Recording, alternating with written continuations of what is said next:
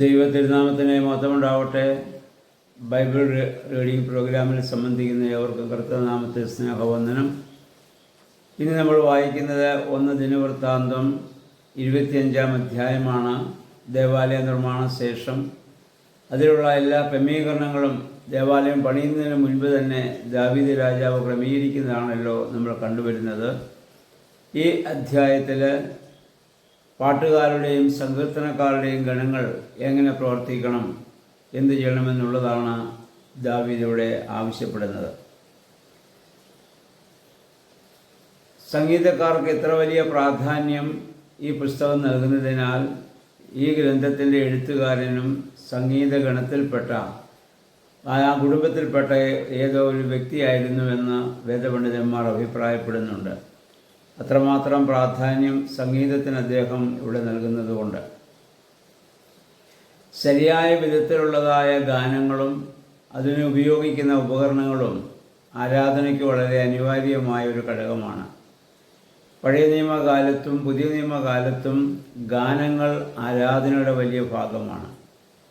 പരിശുദ്ധ സുറിയാനി സഭയെ സംബന്ധിച്ചിടത്തോളം അതിൻ്റെ യാമപ്രാർത്ഥനകളിലെല്ലാം ധാരാളം ഗാനങ്ങൾ ചേർത്തിട്ടുണ്ട്. വിശുദ്ധ കുർബാനയിലും ആരാധനകളിലും യാമപ്രാർത്ഥനകളിലുമെല്ലാം ധാരാളം ഗാനങ്ങൾ.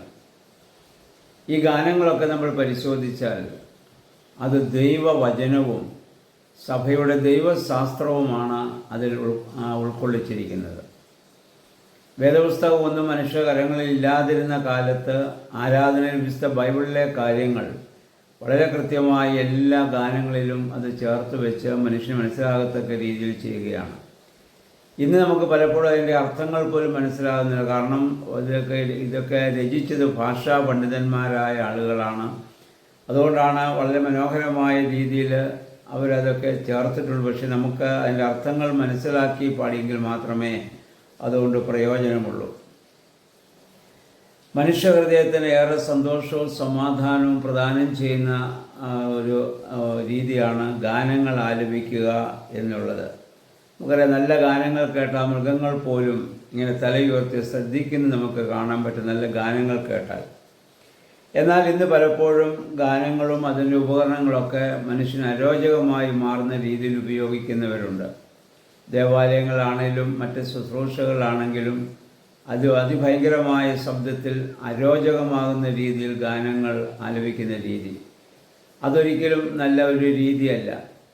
ഗാനങ്ങൾ വളരെ ശാന്തമായ ശബ്ദത്തിൽ വേണം, എങ്കിൽ മാത്രമേ മനുഷ്യ ഹൃദയത്തിന് അത് ഗ്രഹിക്കുവാനും അതിൻ്റെ ആസ്വാദനം ഉൾക്കൊള്ളുവാനും സാധിക്കത്തുള്ളൂ. മനുഷ്യനെ ഒരിക്കലും പ്രകോപിപ്പിക്കുന്ന രീതിയിൽ, ഇറിറ്റേറ്റ് ചെയ്യുന്ന രീതിയിൽ ഗാനങ്ങൾ ആലപിക്കാൻ പാടില്ല എന്ന കാര്യം നമ്മൾ പ്രത്യേകം ശ്രദ്ധിക്കേണ്ടതാണ്. അതുപോലെ തന്നെ പ്രവാചകരെ പോലെ ശരിയായ വിധത്തിൽ തങ്ങളുടെ കർത്തവ്യം നിർവഹിക്കുവാൻ ഗായകർക്കും ദൈവികമായ പ്രചോദനം ആവശ്യമാണ്. നല്ല ഗാനങ്ങൾ രചിക്കുക, അതിന് ട്യൂൺ പകരുക, അത് പാടുക, അതിനൊക്കെയുള്ള കഴിവ് പരിശുദ്ധാത്മാവിൻ്റെ വലിയ ദാനമാണ്. പരിശുദ്ധാത്മാവിൻ്റെ വിവിധ വരങ്ങളെക്കുറിച്ചൊക്കെ നമ്മൾ പൗലോസ്ലീഹ നമ്മെ ഓർമ്മപ്പെടുത്തുന്നുണ്ടല്ലോ. അതിലൊരു വരദാനമായി നമുക്ക് ഈ ഗാനങ്ങൾ രചിക്കുവാനും പാടുവാനുള്ള കഴിവിനെ നമുക്ക് കാണാവുന്നതാണ്. അപ്രകാരം അവരെ പ്രോത്സാഹിപ്പിക്കുവാനും അവരോട് സഹകരിക്കുവാനും നമുക്ക് സാധിക്കേണ്ടതാണ്. പിന്നെ സംഗീതവും പ്രവചനവും പഴയ നിയമത്തെ സംബന്ധിച്ചിടത്തോളം ദൈവവചനത്തിൻ്റെ പ്രകാശനമായി പഴയ നിയമകാലത്ത് അന്നത്തെ ജനം അതിനെ കരുതിയിരുന്നു. ഒരാൾക്ക് പ്രവചനപരമുള്ളതുപോലെ തന്നെയാണ് ഗാനങ്ങൾ ആലപിക്കാനുള്ള കഴിവും. ദാവീദ് നല്ല സങ്കീർത്തനക്കാരനായിരുന്നു നമുക്കറിയാമല്ലോ. ഇതിൻ്റെ 4-5 വാക്യങ്ങൾ നമ്മൾ വായിക്കുമ്പോൾ അവിടെ ഹേമാനും കുടുംബത്തിനും ഗാനം പാടുവാൻ മുഖ്യസ്ഥാനം നൽകിയിരിക്കുന്നതായി നമുക്ക് കാണാൻ സാധിക്കുന്നുണ്ട്. 8-ാം വാക്യത്തിലേക്ക് വരുമ്പോൾ ഓരോ ഗണങ്ങളുടെയും തവണ ഗുരു ശിഷ്യ വലിപ്പ ചെറുപ്പ വ്യത്യാസമില്ലാതെ കുറിച്ച് എടുത്തിരുന്നു എന്ന് നമുക്ക് കാണാൻ സാധിക്കും. അത് ഗുരു ശിഷ്യ ബന്ധമെന്ന് പറയുമ്പോൾ ഗാനങ്ങൾ പഠിപ്പിക്കുന്നവരും പഠിക്കുന്നവരും ഉണ്ടല്ലോ. അതുകൊണ്ടാണല്ലോ ഗുരു ശിഷ്യ ബന്ധമെന്ന് പറഞ്ഞത്. അതിൽ വലിയ ഗാനങ്ങളും ചെറിയ ഗാനങ്ങളും ഉണ്ട്. വലിപ്പ ചെറുപ്പം നോക്കാതെ ഗുരു ശിഷ്യ ബന്ധത്തിൽ അവരതിനെ കണ്ടിരുന്നു. അതുപോലെ തന്നെ ഗാനങ്ങൾ പാടാനുള്ളവരെ നമ്മൾ വായിക്കുന്നുണ്ട്. കുറിയിട്ട് അല്ലെങ്കിൽ നറുക്കിട്ട് അവർ എടുത്തിരുന്നു. കാരണം ധാരാളം ആളുകൾ അത് പാടുവാൻ വേണ്ടി ഉണ്ടായിരുന്നുവെന്ന് നമുക്കറിയാവുന്നതാണ്. മുമ്പ് നമ്മൾ കണ്ടതാണ്. ദാവീദ് ഏകദേശം 4000-ഓളം പേരെ ദേവാലയത്തിൽ ഗാനങ്ങൾ ആലപിക്കാൻ വേണ്ടി അദ്ദേഹം പ്രത്യേകമായിട്ട് തിരഞ്ഞെടുത്തു. അതിൽ നിന്ന് തിരഞ്ഞെടുക്കപ്പെടുന്നവരാണ് ഗാനങ്ങൾ ആലപിക്കുക. മറ്റുള്ളവർ അതിനുള്ള ക്രമീകരണങ്ങളൊക്കെ അതിനുവേണ്ടി ചെയ്തു കൊടുക്കുന്നവരാവാം. ഇതിൻ്റെ 9-ാം വാക്യം നമ്മൾ വായിക്കുമ്പോൾ ആദ്യം നറുക്ക് വീഴുന്നത് ആകാശിനും അവൻ്റെ കുടുംബത്തിനുമാണ്. നമുക്കറിയാം, നമ്മുടെ സങ്കീർത്തനം ആകാശിൻ്റെ സങ്കീർത്തനം എന്ന് പറഞ്ഞ് നമ്മൾ സങ്കീർത്തനമൊക്കെ നമ്മൾ വായിക്കാറുണ്ടല്ലോ. നമുക്കറിയാം, അതിന് ശേഷം നമ്മൾ വായിക്കുന്നുണ്ട് 12 പേര് വീതമുള്ള ഓരോ കുടുംബങ്ങളിൽ 12 പേര് വീതം ഇങ്ങനെ വേർതിരിച്ച് അങ്ങനെ 24 ഗണങ്ങളെ വേർതിരിക്കുന്നതായി നമ്മൾ കാണുന്നുണ്ട്. അപ്പോൾ 12 പേര് 24 ഗുണം 288 പേര്. അവർ ദിവസവും രാവിലെയും വൈകിട്ടും പ്രധാന ദിവസങ്ങളിലും പെരുന്നാളുകളിലും ശുശ്രൂഷകളിലും ഒക്കെ ഇങ്ങനെ ഗാനങ്ങൾ അല്ലെങ്കിൽ ഇടതടവില്ലാതെ ഇങ്ങനെ പാടി ദൈവത്തെ മഹത്വപ്പെടുത്തുന്ന വലിയ സന്തോഷകരമായൊരു അനുഭവം നമുക്കിവിടെ കാണാൻ സാധ്യതയുള്ള ക്രമീകരണമാണ് ഇവിടെ ദാവീദ് ചെയ്യുന്നതെന്ന് നമ്മൾ മനസ്സിലാക്കുക. അപ്പോൾ ഗാനങ്ങളെ നമ്മൾ മാനിക്കണം. അത് എഴുതാനുള്ള കഴിവ് കൊടുക്കുന്നവരെ അവർ ദൈവത്തിൻ്റെ വലിയ ഒരു വരദാനമായി കണ്ടുകൊണ്ട് അവരെ കൂടി അംഗീകരിക്കുവാനും അവരോട് ചേർന്ന് സഹകരിക്കുവാനും നമുക്ക് സാധിക്കണം.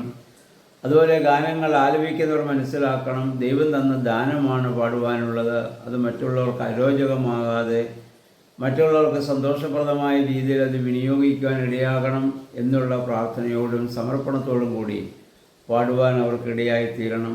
ദുഃഖവും നിരാശയൊക്കെ നമ്മളെ ബാധിക്കുന്ന സമയത്ത് നല്ല ഒരു ഗാനം നമ്മൾ പാടിയാൽ, നല്ല രീതിയിലൊരു പാട്ട് പാടിയാൽ ഭയങ്കരമായ ആശ്വാസം നമുക്ക് ലഭിക്കുന്നത് നമുക്ക് തന്നെ അനുഭവമുള്ളതായ കാര്യമാണല്ലോ. അതുകൊണ്ടാണ് ആരാധനയ്ക്ക് മുമ്പും ആരാധനയ്ക്കിടയ്ക്കും അതിന് ശേഷവുമൊക്കെ ഗാനങ്ങൾ ആരാധനയോട് ചേർന്ന് പിതാക്കന്മാർ നമുക്ക് ക്രമീകരിച്ച് തന്നിരിക്കുന്നത്.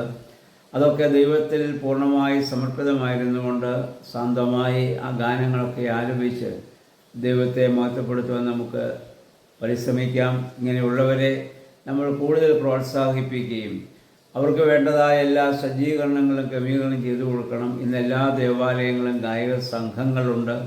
പലപ്പോഴും ഗായക സംഘങ്ങളുടെ ഇടയിൽ തന്നെ മത്സരബുദ്ധിയോടുകൂടി അവർ പ്രവർത്തിക്കുകയും അത് പലപ്പോഴും ഒരു വഴക്കിലേക്കൊക്കെ പോകുന്ന സാഹചര്യം പല പള്ളികളിലും കാണാറുണ്ട്.